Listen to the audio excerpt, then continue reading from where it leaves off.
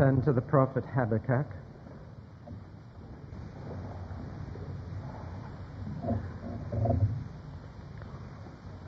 We'll read up to chapter 2, verse 3 this morning.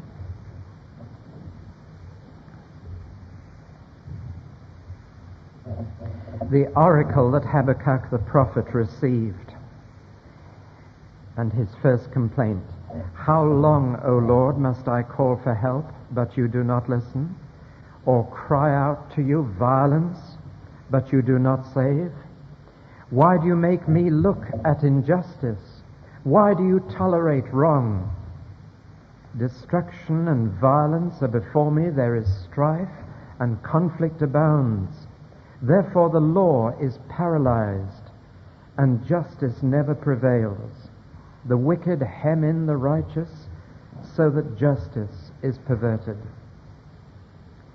The Lord's answer is this: look at the nations and watch, and be utterly amazed, for I am going to do something in your days that you would not believe even if you were told.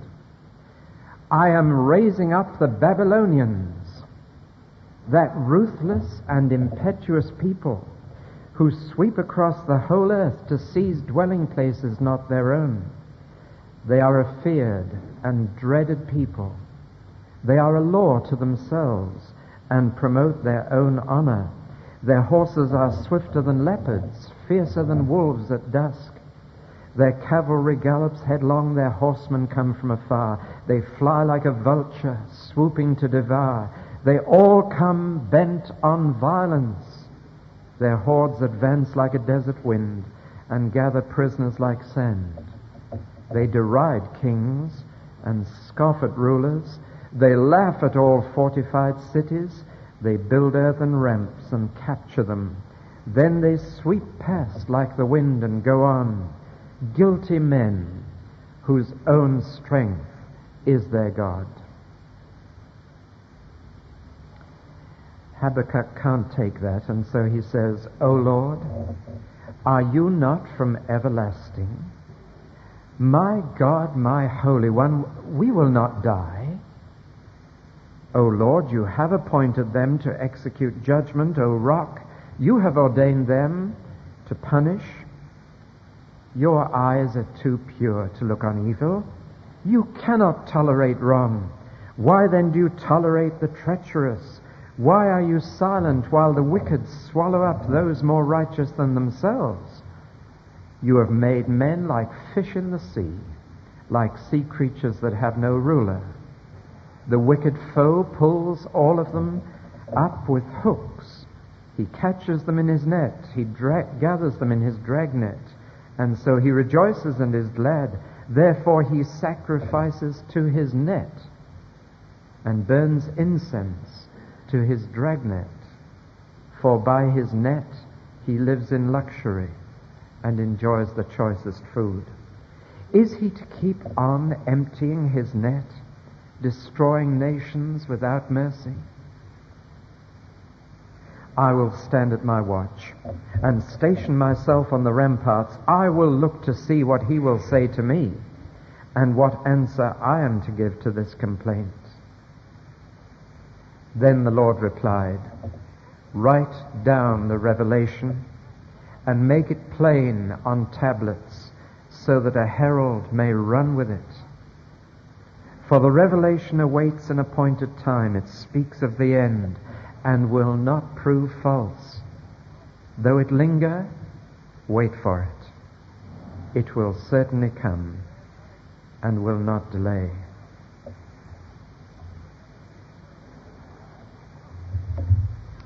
For 3 years, my wife and I were in the Royal Air Force. I was a chaplain, a sky pilot, and I was what was known as the odd bod chaplain, the OD chaplain, which means the other denominations. And what happened was, when a new intake of men came into the RAF, the Church of England grabbed about 80% of them. The Roman Catholics got quite a portion of what was left, and the ragtag and bobtail came to me. So I was chaplain to Methodists, Baptists, Presbyterians, Congregational, Salvation Army, Brethren, Quakers, Muslims, Hindus, agnostics, atheists, the lot. And whenever a man arrived with his new card for the chaplain to sign, and I noticed in the top right-hand corner that he'd registered as an atheist, not many used to, but when a man did, there were three things I always had to say to him. First of all, I said, look, I want to shake your hand. You've got more faith than I have. I really believe it takes more faith to believe that nothing turned into something by chance, and that something became all that there is now, again by chance. That takes more faith than I've got. So I used to congratulate him on his faith. The second thing, as his chaplain, I promised him that if he died in active service under my care, which was a possibility in that theater, that I would promise him that I would bury him without a single prayer, without any hymns, without any reading from the Bible. I made him that solemn promise. I will announce to the mourners that you are dead, finished, and there is no God and no heaven, nothing at all. It's amazing how many atheists get shaken by that, you know. It's all right living as one, but dying as one is a very different matter.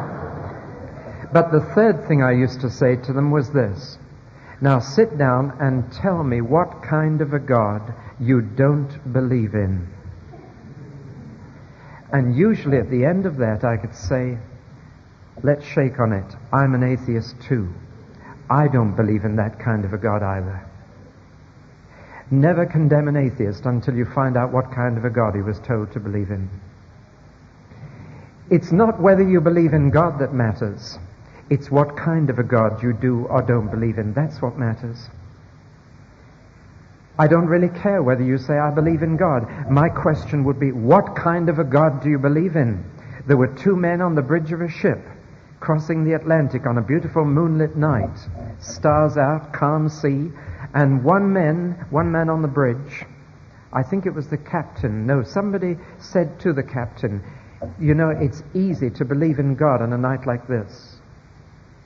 And the captain replied, yes, I believe in a God on a night like this, a God who's as cold as that sea and as far away as those stars. Now, I want to add to something I said yesterday to try and explain the apparent contradiction between what I said, which was that the majority of the people of this land are now operating without a God framework, without an awareness of God. How do I find that compatible with the latest Gallup poll, which found that 62% of the people of this country believe in God? And you may have seen figures similar. Well, the answer lies in the kind of God they believe in, because the real problem is not atheism. There are very few atheists, and when I meet a genuine one, I find he's quite an easy man to talk to. He has thought things through. He's prepared to argue. There are other positions which are more dangerous. In the program Any Questions on Saturday that I referred to yesterday, one man spoke with almost religious fervor. He was the only atheist on the team, John Mortimer, and he really spoke with religious fervor. He used the word of himself. He said, I'm a really religious man. I don't believe in God. I don't think there is a God, but I'm a really religious man. This is my faith, and this is my religion that I live by. But the others, for the most part, belong to a philosophy called agnosticism, which simply means I don't know. And I have the feeling that nowadays it also means I don't care either. But there is an even more dangerous philosophy around. Atheism says there isn't a God. Agnosticism says I don't know whether there is or isn't. But there is another philosophy which I find both outside and inside the church, which is the most dangerous of all to our faith. It's a philosophy called deism. Deism. And deism believes in God, but has no relationship to him. Let me tell you what deism says. Deism says there is a God somewhere. There's an old man upstairs somewhere who made all this, who created it all, but who no longer controls it, who has nothing to do with it now. He's a long, long way away, and we've got to live without him, and we've got to get on to the best of our ability with life as it is. God may exist, but he's not part of the scene. Now, years ago, that deism was applied to nature, and people said God may have made nature, but now it carries on without him. It carries on according to rigid laws of cause and effect, which scientists can discover and then manipulate. But God is no longer involved in what is created. Therefore, miracles cannot happen, because nature operates without God, and God can't do anything in nature. He's away up there. And Charles Darwin was a deist. He believed in God. He mentions God on the last page of his book, Origin of Species. But it's a God who made it all and wound it all up and then left it to operate without him. In our day, the deism that has gripped people inside as well as outside church has not only ruled God out of nature, even though God made nature, but rules God out of history, and says that God may have started the whole of history off, but now history operates without him. God is not involved. History operates according to social laws, according to political laws, according nowadays to economic laws. And therefore the task of the politician is not to seek God, but to find out the economic laws that will cure inflation and unemployment, and to manipulate those laws so that we can bring prosperity back. And our government in this country is more concerned with the economic laws than the spiritual and moral laws, yet our prosperity does not depend on the economic laws. It depends on the spiritual and moral ones. But if you're a deist, then you may believe in God. You may, like some of our politicians, go to church on Sunday. You may say prayers. You may sing hymns. But God is still away up there. He's not involved in what is happening down here. And society has to get along without him. Now, that philosophy is more dangerous than atheism. It is more dangerous than agnosticism. The philosophy of the Bible, and then I'm finished with the little lesson in philosophy, but it's right that you should know these things. And then you know what label you can apply to your own outlook on life. The philosophy of this book is called theism. And theism says God not only exists, God not only created all that is, but God is in full control of it all. He is involved with it all. He is involved with every aspect of life. He is directly involved. And his intentions and his emotions are the primary factors in what happens. And if you study nature and come to the conclusion there are certain laws of nature, those laws are nothing other than God's habits. And God can change his habits any time he wishes. And if you discover economic laws in society, you are only discovering God's habits. And thank God he has habits. Otherwise we wouldn't be able to survive in a world when we wouldn't know what temperature water boiled at or anything. God has habits and he sticks to them. But he can also override them at any time he wishes. That is the philosophy of theism. Now, of the four philosophies I've mentioned, atheism, agnosticism, deism, and theism, it is theism that has the big problems. If you're a theist, you've got the questions. Because if I dare to say God is running England at this time, God is running the world right now, God is responsible for everything that you read about in your daily newspaper, if I say that, I've got real problems. I've got real questions. I then have to try and understand what God is doing. As I read my newspaper and read the headlines, I've got to ask, why did God let that happen? For example, if God is in control of history, then it is God who allowed the Russians into Afghanistan. Why? Why? What's he doing?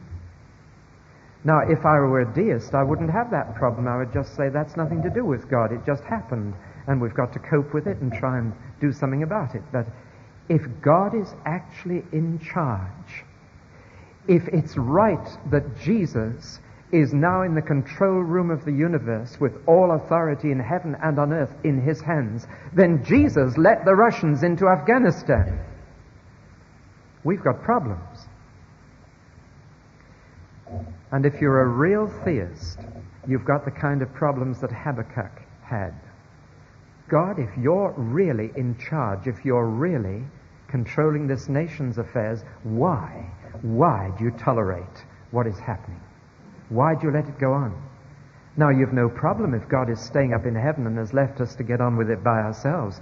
But if God is actually in charge, if you're a theist, and if you believe in the Bible, you've got to be a theist, because that's the biblical outlook. Nothing happens except by the permission or authority of God and the Lord Jesus Christ. Therefore, we've got to ask this kind of question. Why do you let things go on? Why do you tolerate wrong? Why do you let the Russians into Afghanistan? Here are just two texts from the Bible, one from the Old, one from the New Testament, to give you the kind of feel of this big God of history. When you were singing the chorus yesterday morning, crowned, God of the nations, crowned, I wondered if you really realized what you were singing. I know it sounded nice, it sounded good, and it gave you a little bit of an uplift. But did you really believe that God is the God of all the nations? And that he really is in charge of all the nations, not just the church, not just Israel, but all of them. Well, here are the two texts, one from Amos, which says, "Did I not bring Israel up from Egypt?" Now, none of you have problems with that, because there's God redeeming his people. But I wonder how many of you don't need to shout it out, but put your hand up if you know the next phrase in that verse. Did I not bring Israel from Egypt? Just stick your hand up if you know what comes after. I won't put you on the spot. One does. A brother from Iraq does. And about half a dozen more. The next phrase is, "And did I not bring the Philistines from Crete?" Now, when did you last hear a preacher mention that? We've all heard about preachers who bring the Israelites over the Jordan into the promised land, but when did they mention that at the same time, into the same land, God brought the Philistines from Crete? What on earth do you think you're doing, God? You bring your people into the land flowing with milk and honey, and at the same time, you bring the Philistines from Crete into the same place, and they're going to have 300 years of problems as a result. But that's the God of the Bible. He's not just the God of his own people. He's the God of all peoples. He's, as Jeremiah calls him, the God of all nations, the God of all mankind. Is anything too hard for the Lord? I want you to get a really big view of God this morning, the God of all the nations, the theistic God of the Bible, the God who is in control of Britain and of America and of Russia and of China and of Iran and of Iraq and of Lebanon and of Jordan and of Israel. This is the God we're worshiping this morning. The text from the New Testament, just so that you don't think that once we move into the Christian half of the Bible, we leave this concept behind, which many Christians seem to think, that now God isn't even interested in Israel anymore, just the church. Forget it. This is what Paul says at Athens. Preaching on Mars Hill, he says, from one man, he made every nation of men that they should inhabit the whole earth, and he determined the times set for them and the exact places where they should live. Now that's a God who decides how much room in time and space every nation has. That's the God of all mankind. And it's against that background that we have the problems of asking why God doesn't do some of the things you'd expect him to, and why he does do some of the things you wouldn't expect him to do. The theist has these problems, and dear Habakkuk is a theist. And so his problem was, God, why are you doing nothing about the state of our nation? It is declining morally as it prospers materially. We've never had it so good, and yet, Lord, you've never had it so bad. And this troubles Habakkuk. And he says, how much longer can you cope with letting this happen? And that's the cry of many a heart in England that is really sensing what is happening. God, how much longer can you be patient with our country? We've had freedom from invasion for nearly 1,000 years. How much longer can we expect to escape what almost every other country in the world has experienced? How much longer? Lord, how much longer are you going to watch the foundations of our society destroyed? You know what the foundation of our society is? I can sum it up in one word: respect. When King Alfred, fact, not fiction. When King Alfred wrote the first English laws, he set at their head the 10 Commandments, and then he developed them into English law. And that has been, for all these centuries, the foundation of our social life, of our security, of all that we take for granted. And you can sum up the 10 Commandments in one word: respect. Respect. Respect for God, respect for His name, respect for His day, respect for your parents, respect for life, respect for marriage, respect for reputation, respect for property. The whole law can be summed up in that one word: respect. And when the foundations are destroyed, it's the respect that goes. And if I pick out 3 illustrations, just 3 examples, almost from random, this will help you to understand. Take respect for property. That is written into a healthy society. Thou shalt not steal. Last year, the bill for shoplifting in this country was £650 million. And that figure was a good deal less than the amount of goods stolen from the same shops by the staff employed in them. And so I go yesterday into W.H. Smith's in Aberystwyth, in this harmless little town on the west coast. And as I leave, I'm confronted with a big notice stuck on the glass door: thieves will be prosecuted.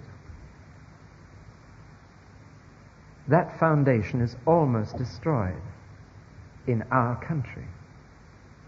Respect for marriage. This year in America, there are now more divorces than marriages. More. In this country, it's running about 1 divorce for every 3 marriages, or about every 3 1/4 at the moment. But the effect of this is appalling. It's going to last for the 3rd and 4th generations. We're going to be generations getting over it. The harvest will be terrible. There are parts of inner cities, a borough like Newham in London, where over half the children do not know normal family life and will never have 2 parents to look to in the house. And the one that is missing is Dad. How will they ever come to understand God as Father if they've never known one? And respect for life, it's almost too easy to raise the abortion thing, and we're almost becoming immune to it. But as I said yesterday, it means that 1 human being every 6 minutes is being murdered. We have already murdered more children now than lives lost during World War II. But I want to tell you something else. Some of you will remember the debate on capital punishment, and the humanists pulled the wool over our eyes, and we thought that abolishing capital punishment was motivated by a higher valuation of human life. It was nothing of the kind. It was motivated by a lower valuation. And it is no coincidence that the abolition of capital punishment led within a few years to widespread abortion. Both were due to the same movement. If you abolish capital punishment, it means you are devaluing the life of the victim, and murder becomes no more serious than theft. But to God it is in a different category altogether. And when we devalue human life, when we no longer regard a life as so sacred that if a man takes that life willfully, then he deserves to lose his own. As soon as we've devalued that, then it happens all down the line, and you must be aware that infanticide and euthanasia are already on our doorstep. And a booklet will be published this week, or was it last week, by Exit, a book advising people on how to commit suicide. Well, now, in the light of all this, we ask God, how long can you cope with this? How much longer are you going to let us get away with it? How much longer can you stand the stench of England in your nostrils? How much longer? Why aren't you dealing with it? Why aren't you doing something about it? You're in charge.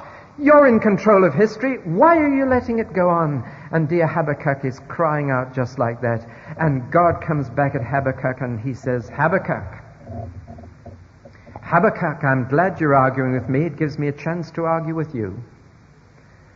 I encouraged you yesterday to be honest with God, but I did tell you, you won't win the argument with God. Let's see what God says to Habakkuk. What condescension of God to enter into an argument with this man, to respond to his implied rebuke and criticism. But God can take it, and God in his grace will respond to a man who will stand up to him in honesty and reality. And God says 5 things by way of rebuke to Habakkuk. Number 1, Habakkuk, you've got tunnel vision. Your eyes may be open, but they're not wide open enough. You're not looking at the big picture. You can only see part of it, and because you're only looking at part of it, you're missing the real meaning. Habakkuk, you shouldn't just be looking at one nation, you should be watching the nations. Then you'll see what I'm doing. And if you've got tunnel vision, if you only look at your nation, if you only look at your people, if you only look at your denomination, if you only look at those immediately concerned with you, you will miss what God is doing. God paints on a big canvas. God is the God of all mankind. And to understand what he's going to do with your nation, your people, you need to understand what he's doing with all the nations. Habakkuk, watch the nations. The nations. Not just the nation, but the nations. And it is alas true of Christians in our nation as in any other that we can get preoccupied with looking at our own nation and lose the worldview. The worldview will give us God's perspective on where we are in his purposes. The second thing is, Habakkuk, you're in for a very big surprise. If you ask me about what I'm doing, then get ready to be amazed. Get ready to be shattered. And so often we have God tied in a little box and we expect his answers to fit in with our petty thinking. But get ready to be surprised if you ask God questions. Third rebuke to Habakkuk. I have planned to do something about the state of your nation in your lifetime. In your days. So stop telling me I'm doing nothing. I am going to do something, and you will see it. Rebuke number 4. I have not told you what I'm going to do because you wouldn't believe it anyway. Poor old Habakkuk, what a rebuke. And so often God cannot share his secrets with us because we wouldn't believe it. He can't tell us what he's going to do as he wants to. For as Amos says, God does nothing without revealing it first to his prophets. He always gives warning. He always gives notice to his people if they're listening and if they can believe it. But when he knows that they're not going to believe it, he doesn't say. And the 5th rebuke is, I've already started doing it and you've missed it. You've missed it. And now comes the real thing. Again, listening to the radio on Saturdays, a very funny statement was made, which really has tickled me pink ever since. It's a profound philosophical statement, but it really is priceless. And this is what it is. Remember, the light at the end of the tunnel may be an oncoming train. I just find that very funny indeed. That applies to so many things that have happened in my life. You know, you think at last you're getting out of it, and then suddenly, boom, and you're overwhelmed. Poor Habakkuk.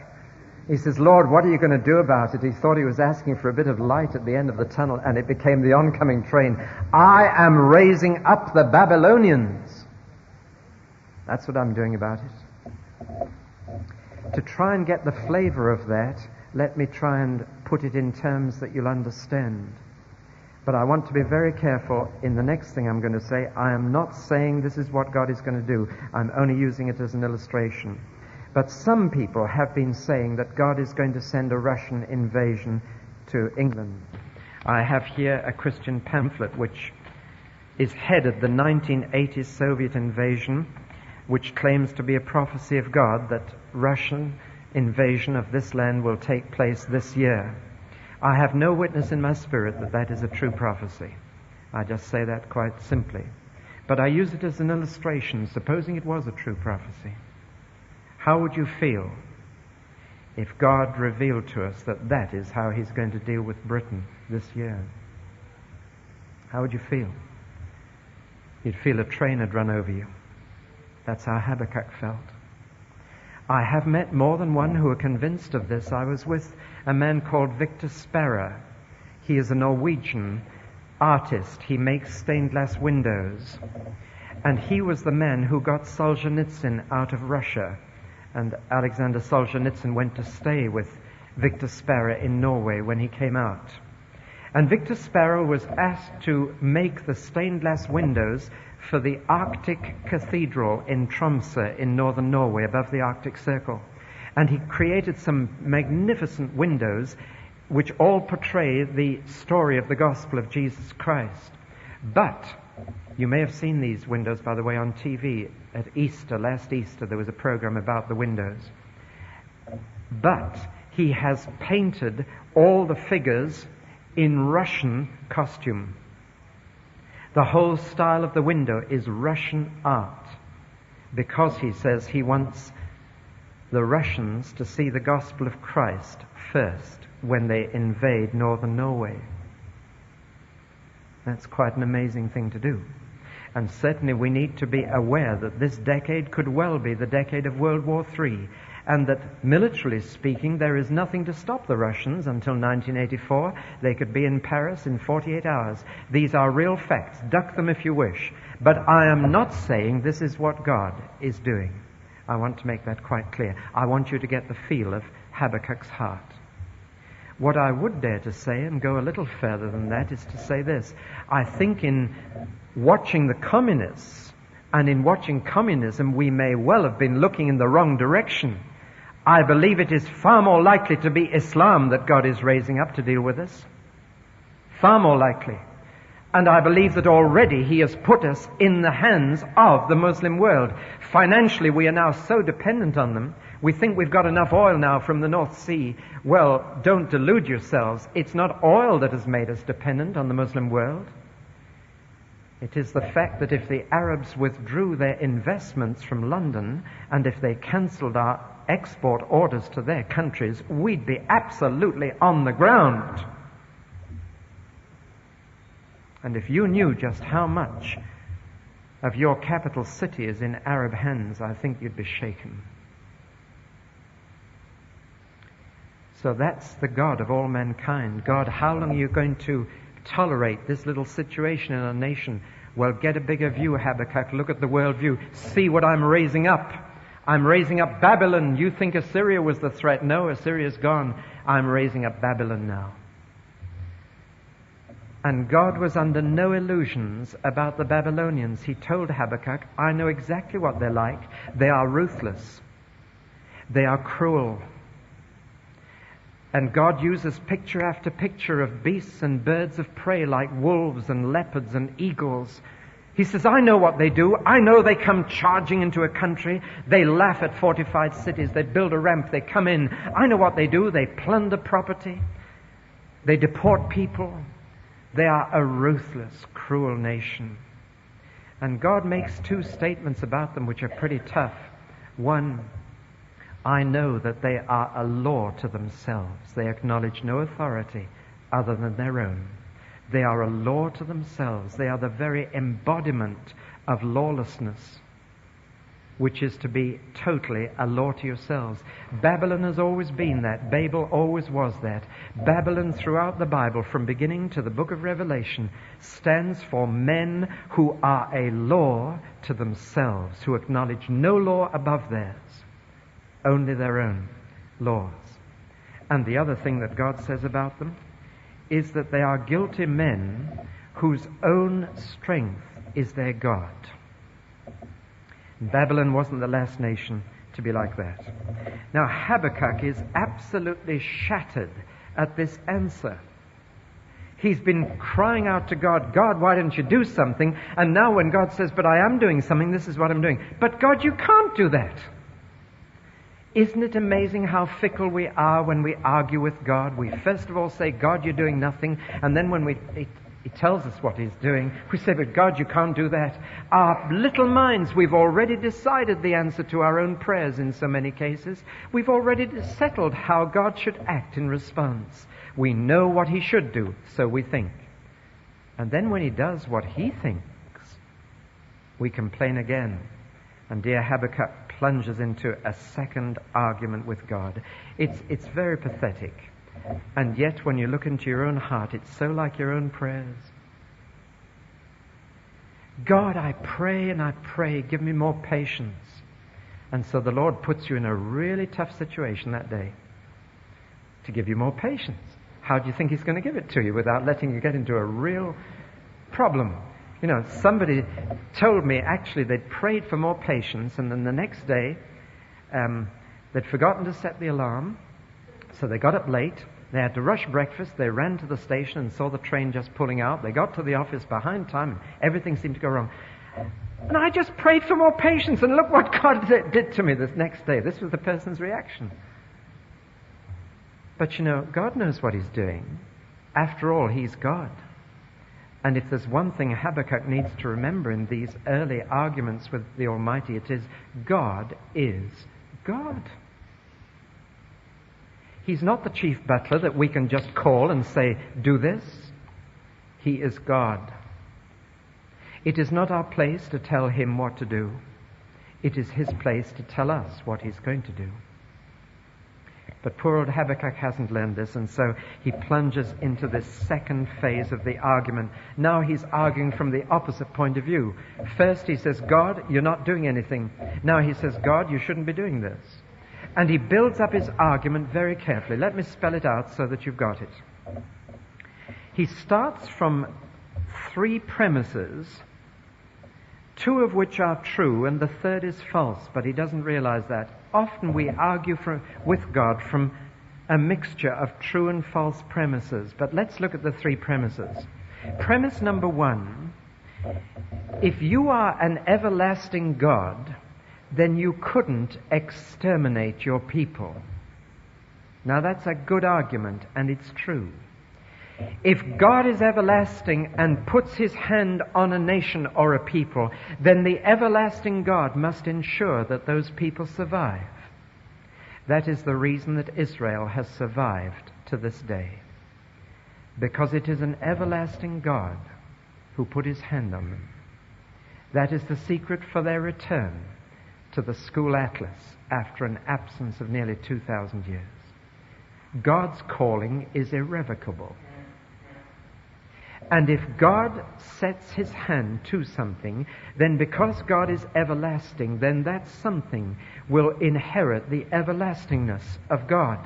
That is why when God stepped into your life, He gave you not just a good life, not just a better life, He gave you eternal life because He's an eternal God. God cannot exterminate a nation if He's an everlasting God and has put His hand on them. And that's a good argument. And Habakkuk says, you can't bring the Babylonians. They've wiped out nation after nation. You're an everlasting God and we're your people. You couldn't let them wipe us out. Now that's a good argument. The second argument he uses is this: that a righteous God must punish. That's true. A righteous God must discipline. And so Habakkuk accepts that God needs to discipline the nation of Israel. He accepts that. Now comes his third argument, which is false. O God, you are of purer eyes than to behold iniquity. That is not true. I've heard it quoted in many prayers. I've heard it quoted by many preachers, and they've all quoted it as if it's true, but it's not true. It's something Habakkuk is saying to twist God's arm. Let's get the meaning of it first. It doesn't mean, as I used to think, that God was so pure that in fact when he saw something evil he had to shut his eyes or turn his head away from it. It doesn't mean that. The word behold in Hebrew means to gaze, to stand and look at something without doing anything about it. O God, you are too pure not to have a go. You are too pure to watch something going on and not get in there and stop it. Now, we are not that pure, it's true. I'm afraid there are things that we can watch going on without doing anything about it. But Habakkuk is saying, God, I do not believe that you could stand and watch the Babylonians come and destroy our country and do nothing about it. I just don't believe you could bring yourself to do it. You are too pure. You couldn't do that. Lord, I challenge you, I defy you. You're going to bring the Babylonians? You couldn't. It's not in your nature to do that. You couldn't stand by and watch that happen to this land. But in fact, the truth was that God could stand by and watch, and that in fact he did. We have got to come to terms with a God who is so patient that he can stand by and watch and not act, not immediately. Praise God that he is that patient. Praise God that he is that tolerant. But Habakkuk is trying to paint God as less tolerant than God actually is. And he's trying to twist his arm. And so he then goes on to say, now therefore, from my three premises, there are two things that I want to tell you, God. First, in saying you will use the Babylonians, you are using an immoral means. An immoral means. And I don't believe a moral God can do that. And secondly, I believe that you are actually going to produce an immoral end by using them. Do you know one of the most difficult things for God's people to understand is that God can use people who are not his people to teach his people a lesson. Now, do you find that easy? Let me illustrate it. Here is a young man and he comes to me. I'm quoting more than one, but let me generalize the illustration. A young man comes to me and says, I don't know whether I should marry this girl or not. He said, my parents don't agree that she's the right one for me. But then they're unbelievers. Have you heard that? They're unbelievers, so they couldn't possibly know anything about what was right for me. And so the young man had come to me asking for a Christian's advice as to whether these two were suited for marriage. And my response is, go home and listen to your parents. They may be unbelievers, but they've been around more corners than you have. And they know you well. You listen very carefully. The fact that they're unbelievers doesn't disqualify them from being a help to you. Let's take another example. People say they find difficulty understanding one of Jesus' parables in Luke 16, the parable of the unjust steward. How could the Lord use a crook, a criminal, to teach a lesson to his people? Where's the problem? It's no problem, that parable. And it's a very simple, straightforward lesson.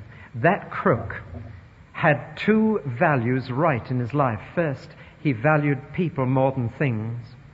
And second, he valued the future more than the present. And he acted on both those values. And as Jesus said, the children of darkness are often wiser in their generation than children of light. Therefore, we can learn a great deal from the children of darkness. We don't have a monopoly on shrewdness. And so we can't bear the thought that God would use somebody who's not even part of his people and somebody who's morally worse than we are to correct us. Some Christians can have this attitude when they're stopped for speeding by a policeman. He's not even a believer. We don't say this. We don't say this. We just sort of feel it inside, you know? And I'm nearer to God than he is, and why should he stop me for speeding? I'm sure I live a better life than he does. I'm sure I'm nearer to the Lord than he is. But the Lord has sent that policeman, along to you as a minister. A minister. That's the word used in Romans 13 of the government and the authorities. They're ministers of God. So next time you're stopped, say, "I'm sorry, Reverend. You're a minister of God to me, and you've stopped me behaving dangerously to other people. Thank you." That's a different attitude, isn't it? "Lord, you're going to bring the Babylonians. Don't you realize they're 10 times worse than we are? How could you watch the wicked destroy those more righteous than themselves," says Habakkuk. How could you do it? I know we're bad, and I admit we deserve punishment, but how could you use them to punish us? It's not moral. And he says the end will not be moral any more than the means. "I'll tell you what will result," says Habakkuk. "Don't you realize that it's like a fisherman with a net with great hooks? They simply outfish the waters. They don't leave anything behind. Where the Babylonians have fished, there are no fish left. And they even worship their nets, and they live in luxury, and they simply take everything. And wherever the Babylonians go, there's just nothing left. And the sea of nations is empty." And so Habakkuk says, "God, you really don't know what you're doing." And then comes the little bit at the beginning of chapter 2. By the way, I'm sure you know that God never divided his word into chapters. You did know that, didn't you? I'm still waiting for a Bible to come out without chapter and verse numbers, because God didn't put them there. He never intended them to be there. It's made Bible study far too easy for us. You'd really have to know your Bible if you couldn't look up chapter and verse, wouldn't you? Really have to know it. And for 1,000 years, Christians didn't have chapter and verse. I'm told the chapter numbers were put in by men riding on horseback between Paris and Lyon.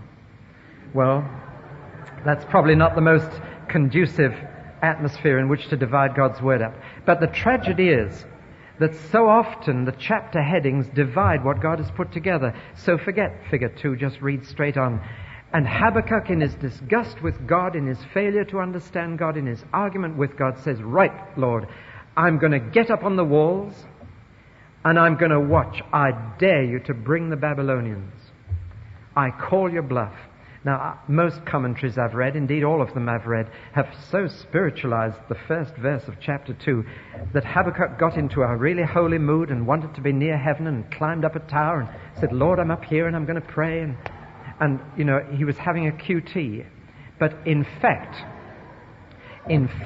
verse 1 is full of I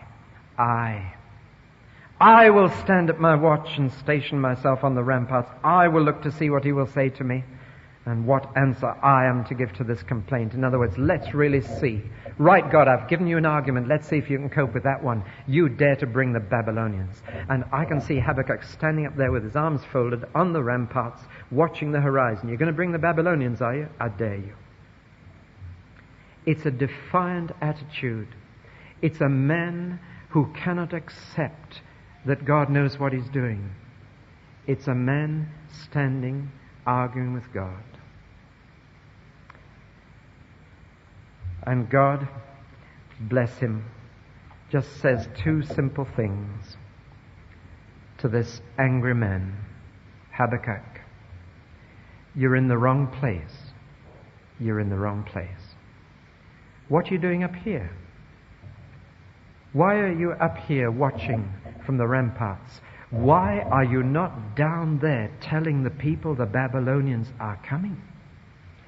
Do you think I revealed this to you so that I could satisfy your curiosity or win an argument? Do you think I told you they were coming so that you could get up on the top of your wall and defy me to do it?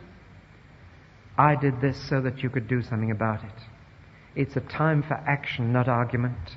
Habakkuk, I've told your mind what I'm going to do, but now I want your will. I want you to do something about it. If I tell you what I'm going to do, it's in order that you may do something." That prophecy that came from Russia, from the godly monk Seraphin, way back in 1911, notice the date, is a prophecy that many of you have heard, but I read it again. It's a remarkable one. 1911, a Russian monk. "An evil will shortly take Russia, and wherever this evil comes, rivers of blood will flow. This evil will take the whole world, and wherever it goes, rivers of blood will flow because of it. It is not the Russian soul, but it is an imposition on the Russian soul. It is not an ideology or a philosophy, but a spirit from hell. In the last days, Germany will be divided in two. France will be just nothing. Italy will be judged by natural disasters. Britain will lose her empire and all her colonies, and will come to almost total ruin, but will be saved by praying women. America will feed the world, but will finally collapse. Russia and China will destroy each other. Finally, Russia will be free, and from her believers will go forth and turn many from the nations to God. That was said in 1911. And it was brought out from Russia by a dear nun, Mother Barbara, who is now in her mid-90s and who lives on the Mount of Olives. Isn't that an astonishing word? But why do you think God would tell us this? In order that we might say, we know what's going to happen. We've got the secrets. We know it all. Or in order that we might argue with God and say, God, we don't agree with this. We don't think this is the right way to do it. We don't think this is the answer, that you should evangelize the world with believers from Russia. By the way, isn't that an exciting thought? That's where God is really getting his church ready. Where the people are learning to live very close to Jesus because they're having to learn to die. And God is preparing there. Oh, when you pray for the church behind the Iron Curtain, don't pray in pity, I beg you. They pity us, I know that. When I went to Czechoslovakia and said, we're praying for you in England, they said, what? You praying for us? Why? We pray for you. You're in a far more serious condition than we are. God is preparing them. Pray that God will prepare them for what God is planning to do through them. It wouldn't be our plan. Our plan would be that the superior Western churches in a patronizing way would help these poor people behind the Iron Curtain along in their faith. God is looking at it another way. He's getting them ready to help us. It may not suit our preconceived notions, but why should God reveal these things to us? So that we can be in the know? So that we can have something better than the astrologer can produce? No. So that we might do something about it. Habakkuk, get back down into those streets and write the message up in big letters. The Babylonians are coming. Don't stand up here and argue with me and see whether I'm going to do it. And secondly, Habakkuk, you're not only in the wrong place, you've got the wrong time too. You're going to wait some time, Habakkuk. You think I'm going to do it next Friday? It'll come. There is a time appointed for the Babylonian invasion. It will not be delayed a single day. Wait for it. If it lingers, that's not because I've forgotten or because I've changed my mind. It's because there's a time. And you know, one of the things that I think we get most wrong is that our timing is so short and God is so long. Phillips Brooks used to say that the trouble is that I'm in a hurry and God isn't. I'm in a hurry and God isn't. God doesn't send his bills in every Friday evening. God takes not only the larger view, being the God of all mankind, he takes the longer view because he's the God of all history. And 1,000 years is like a day to him, and it's only been a couple of days since Jesus died to God. Habakkuk, you silly little man. Why are you standing up there arguing with me? Get down in the streets and tell them the Babylonians are coming. Tell them how to get ready. And tomorrow or Thursday morning we'll see how God told them to get ready. But you're in the wrong place at the wrong time.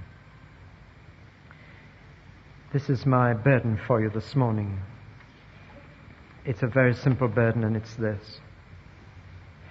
God is God. He knows what he's doing.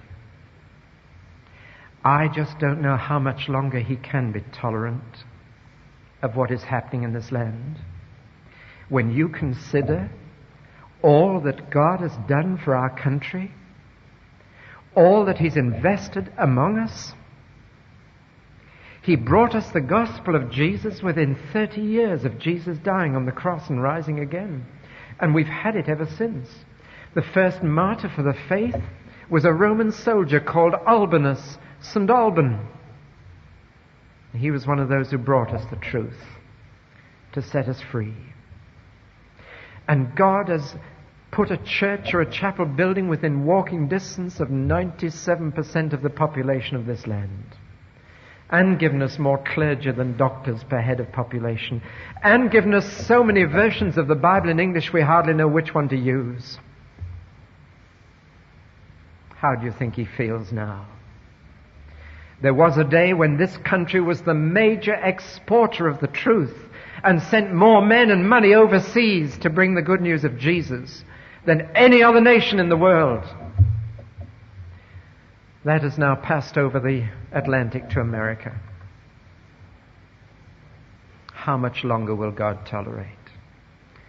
I believe the signs are already on the wall that God is going to deliver us into the hands of our enemies unless we hear. And so my last word is this. God did not send the renewal to us for our sake. He did it because he still loves this country.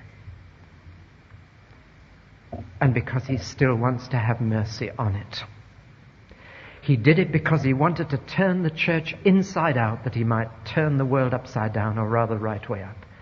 He did it so that he would have a body of people whose prime concern would not be their own prayer, their own healing, their own body, but whose prime concern would be to get up there and write it in big letters for the nation to see that God is still rich in mercy and longs to save us before it is too late. That's why he did it.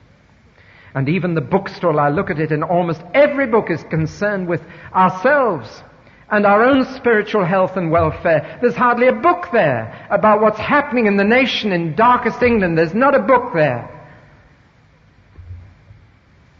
Habakkuk, stop standing up there on the wall talking to me. Get down there and tell the people. Tell them before it's too late.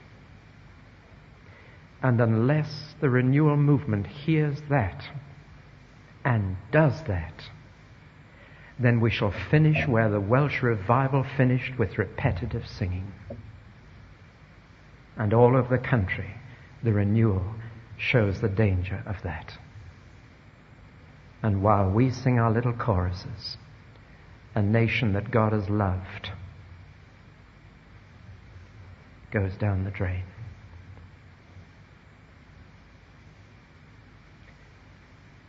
Father, may your Holy Spirit test all that I've said. May he confirm the truth of anything that has been of you and blot out the rest from our memories. For Jesus' sake. Amen.